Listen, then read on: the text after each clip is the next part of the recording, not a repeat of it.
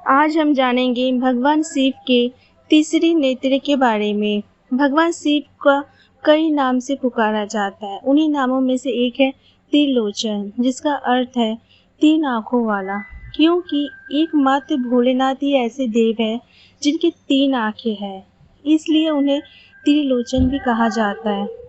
मान्यता यह भी है कि भगवान अपने तीसरे नेत्र से सब कुछ जान सकते हैं, आम आँखों से जो नहीं देखा जा सकता। लेकिन क्या कभी आपने सोचा है कि भगवान शिव के तीन नेत्र क्यों हैं? तो चलिए आज मैं इस रहस्य के पहलुओं से पर्दा उठाती हूँ और आपको बताती हूँ कि शिव के तीसरे नेत्र यानी तीसरी आँख के पीछे की पूरी कहानी। वैसे तो यह बात सभी जानते होंगे कि इस तीसरे नेत्र का इस्तेमाल शिव केवल क्रोध की अवस्था में ही करते हैं।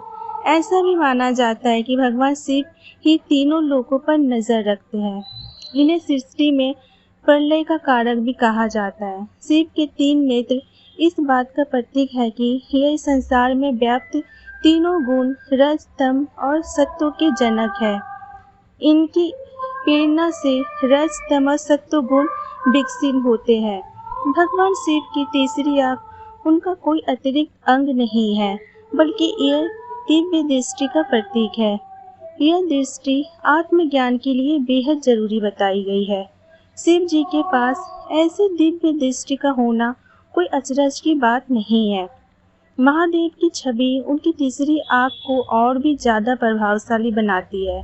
शिव की तीसरी आँख के रहस्य में कई सारी कथाएं प्रचलित है, लेकिन इस संदर्भ में एक ऐसी कथा प्रचलित है जिसका जिक्र अक्सर किया जाता है। तो जानते हैं हम उस कथा के बारे में। एक समय की बात है जब पार्वती जी ने भगवान शिव के पीछे जाकर उनकी दोनों आंखें अपनी हथेलियों से बंद कर दी। इससे सारे संसार में अंधकार छा गया, क्योंकि माना जाता है कि भगवान शिव की एक आंख सूर्य है, दूसरी चंद्रमा। अंधकार होते ही समस्त संसार में हाहाकार मच गया। तब भोलेनाथ ने तुरंत अपने माथे से अग्नि निकालकर पूरी दुनिया में रोशनी फैला दी। रोशनी इतनी तेज थी कि इससे पूरा हिमालय जलने लगा। यह देखकर माँ पार्वती घबरा गई और तुरंत अपनी हथेलियाँ शिव की आंखों से हटा दी। तब शिव जी ने मुस्कुराकर अपनी तीसरी आंख बंद की। शिव पुराण के अनुसार पार्वती जी को इससे पूर्व ज्ञान नहीं था कि सिर्फ त्रिनेत्रधारी है।